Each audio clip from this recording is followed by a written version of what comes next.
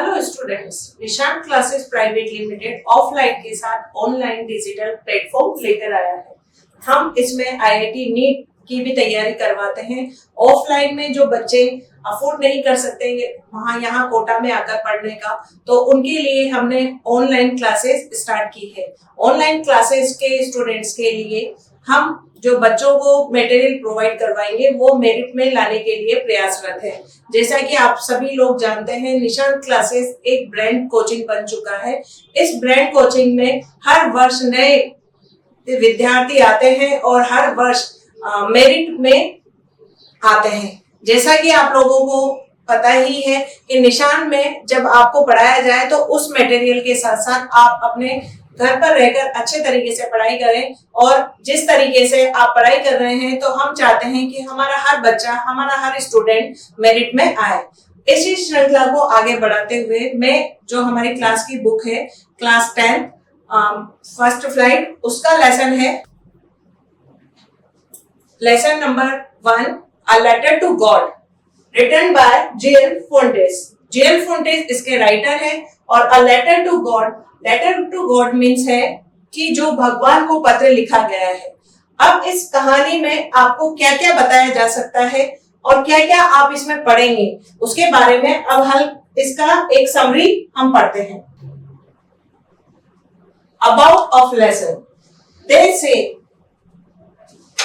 say faith can move mountains. faith, अब मैं आपको सबसे पहले मीनिंग लिखवा देती हूँ, जिससे कि आपको ये आसान तरीके से समझ में आ जाए कि ये पैराग्राफ में क्या लिखा हुआ है। ओके,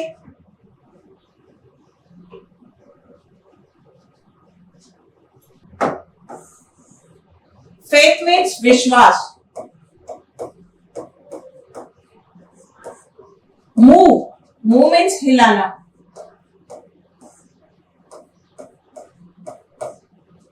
माउंटेन्स मीन्स पर्वत या पहाड़। But what should we put our faith?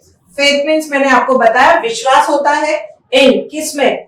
This is the question. Question means होता है प्रश्न। ये छोटे छोटे से मीनिंग है जो आप अगर ध्यान रखेंगे तो आपको लेसन इजीली समझ में आ जाएगा, डेलिकेटली।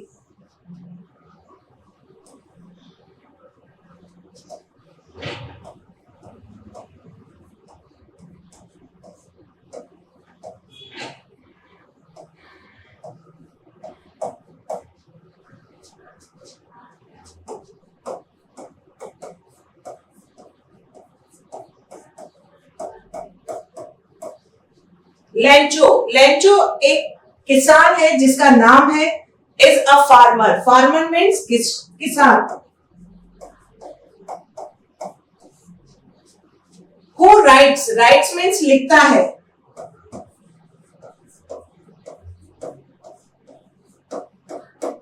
अ लेटर मीन्स पत्र। To god when his crops means होता है फसल। आर ruined मीन्स बर्बाद होना।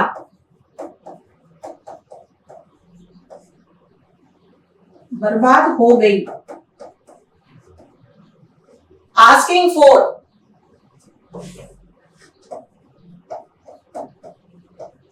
मांगता है। 100 पैसोस एक अमेरिकी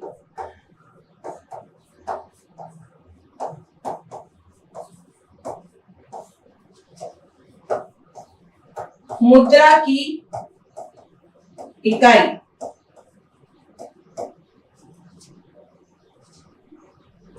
ये मीनिंग्स हैं। अब मीनिंग्स के बाद में अब इसके बारे में हम थोड़ा सा लाइन के अकॉर्डिंग हिंदी अर्थ करते हुए आगे बढ़ेंगे। They say faith can move mountains. They say faith can move mountains. इसका मतलब है कि क्या विश्वास पर्वतों को हिला सकता है?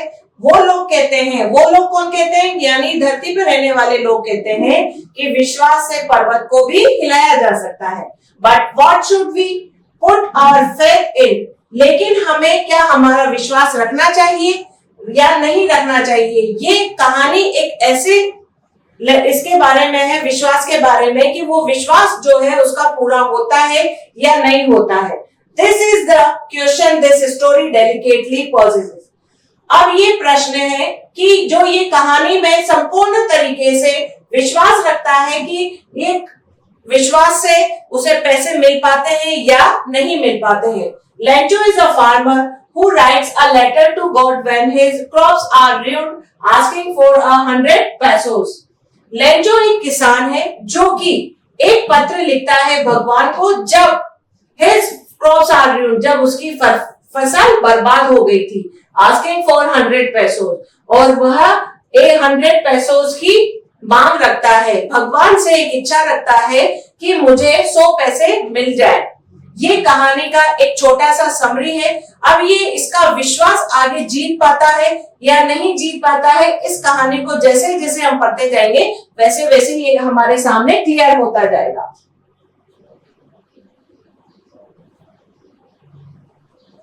Does Lencho's letter reach God? Does God send? Send means होता है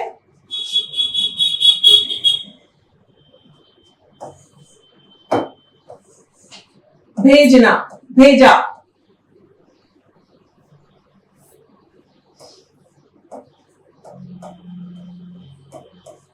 Him the money, money means होता है रुपए।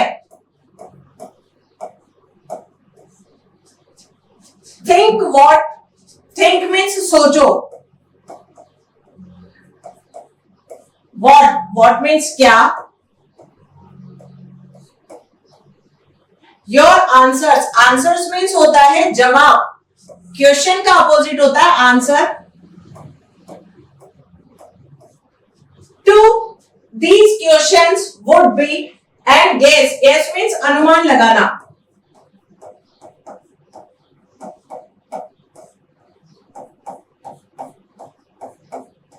How the story continues, continues means होता है जारी रखना।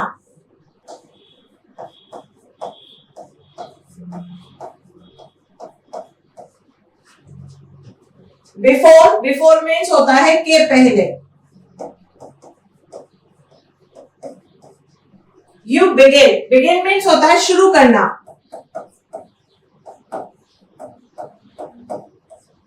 रीड मीन्स पढ़ना।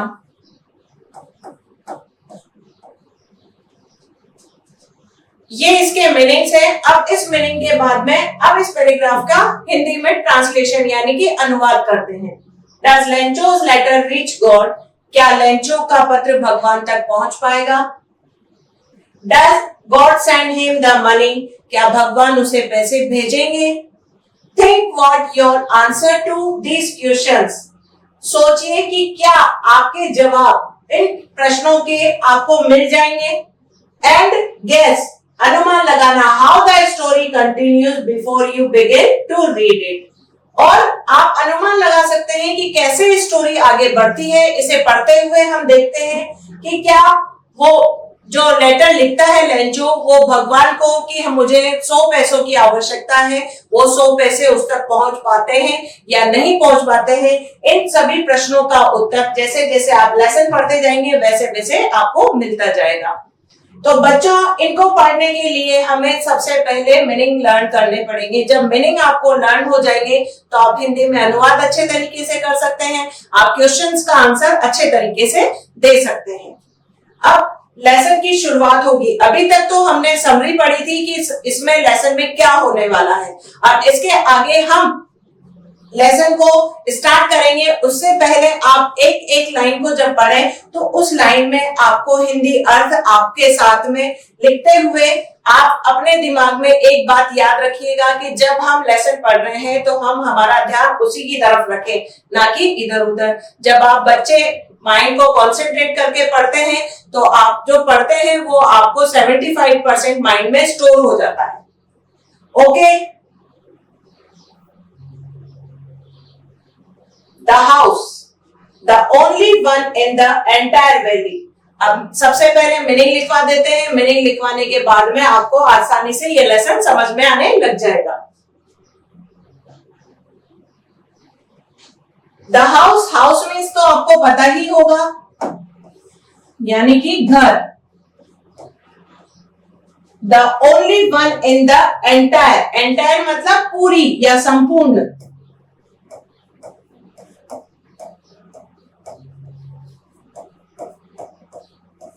वैली, वैली मीन्स घाटी,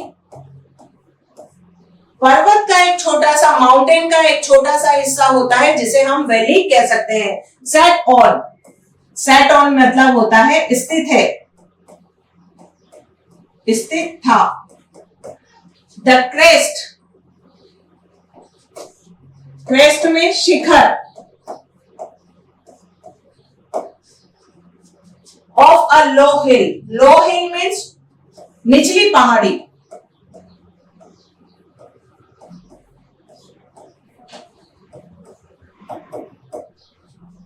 from this height, height means ऊंचाई।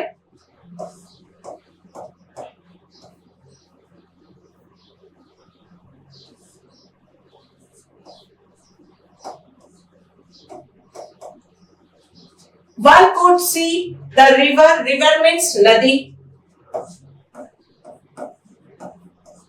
And the field, field means खेत।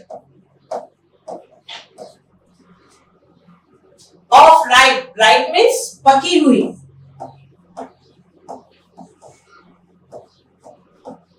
Corn, corn means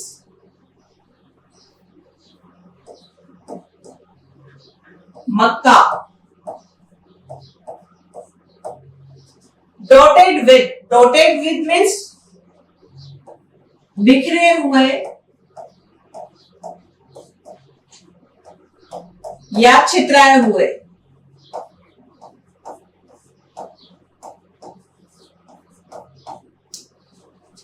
The flowers, flowers means फूलों। That always promised, promised means वादा किया।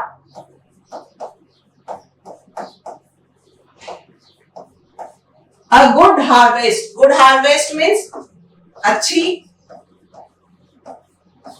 harvest means फसल। ये मीनिंग हो गए। अब यहां से स्टार्ट करते हैं first line of the lesson. The house, the only one in the entire valley, set on the crest of a low hill. Full stop आ गया। इसका मतलब आपको यहां तक ही हिंदी अर्थ करना है। इसके बाद में आगे वाला जो फुल स्टॉप के बाद स्टार्ट होता है वो नेक्स्ट लाइन होता है पैराग्राफ का। तो the house, the only one in the entire valley, एक घर, एकमात्र घर जो घाटी पर दिखाई देता था। Set on the crest of a low hill, जो कि एक निचली पहाड़ी के शिखर पर स्थित था। The house, the only one in the entire valley मतलब पूरी पहाड़ी पर केवल एकमात्र घर था जो कि सबसे निचली पहाड़ी के एक छोटी सी इकाई पर था। From this height one could see the river, उस ऊंचाई से एक नदी को देखा जा सकता था। At the field of ripe corn dotted with the flowers. From this height, इस ऊंचाई से केवल नदी को देखा जा सकता था, खेतों को देखा जा सकता था। किसके? पकी हुई मक्का के जो खेत थे उसमें छितराए हुए फूलों को आप वहां से देख सकते थे। मकान ऐसी ऊंचाई पर था जिससे कि निचली स्थिति में जो खेत थे, नदी थी, उनको आप देख सकते थे। That always promised a good harvest, जो कि हमेशा एक अच्छी फसल देने का वादा करता है। ये the house, the only one in the entire valley, वापस से एक बार रिवाइज कर लेते हैं। Set on the crest of a low hill, एकमात्र घर जो कि पहाड़ के एक शिखर पर, सबसे निचली पहाड़ी के शिखर पर स्थित था।